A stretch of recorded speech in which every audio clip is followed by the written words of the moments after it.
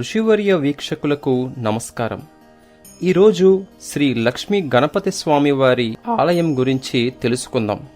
ఈ లక్ష్మీ గణపతి స్వామివారి ఆలయం బిక్కవోలు ప్రాంతంలో ఉంది. ఏ కార్యక్రమం తలపెట్టినా నిర్విఘ్న కార్యక్రమ నిర్వహణ కోసం గణపతి స్వామి అర్చించడం మన సాంప్రదాయం. సాక్షాత్తు శ్రీ మహావిష్ణువు స్వరూపమైన శ్రీకృష్ణ పరమాత్ముడు కూడా కురుక్షేత్ర సంగ్రామ సమయంలో గణపతిని అర్చించినట్లుగా ఇతిహాస నిదర్శనం ఉంది. ఈ క్షేత్రమును చేరడం చాలా సులభం.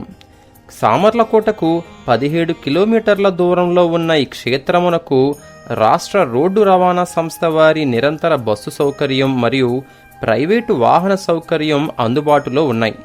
ఈ ఆలయానికి సుమారు 1100 సంవత్సరముల చరిత్ర ఉంది. తూర్పు చాళుక్యులు ఈ గ్రామాన్ని రాజధానిగా చేసుకుని పరిపాలించిన కాలంలో అనేక ఆలయాలను నిర్మించారని ప్రతీతి. స్వయంభూగా వెలసిన ఈ స్వామివారిని తూర్పు చాళుక్యులు అర్చించినట్లుగా చారిత్రక కథనం ఉంది. స్వామివారి ప్రతిమ భూమి లోపల ఎంత లోతు వరకు ఉన్నదని ఇప్పటికీ ఎవరికి అంతుపట్టడం లేదు.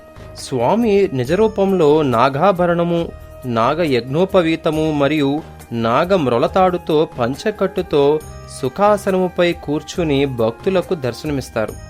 ఈ లక్ష్మీ గణపతి స్వామి వారి ప్రత్యేకత ఏమనగా, దక్షిణావృతమైన తొండంతో ఉన్న ఈ స్వామికి చెవిలో కోరికలు చెప్పడం చేత ఆ కోరికలు తీరి తదుపరి స్వామివారిని పునర్దర్శనము చేసుకుని మొక్కుబడులు తీర్చుకోవడం భక్తులకు అలవాటు.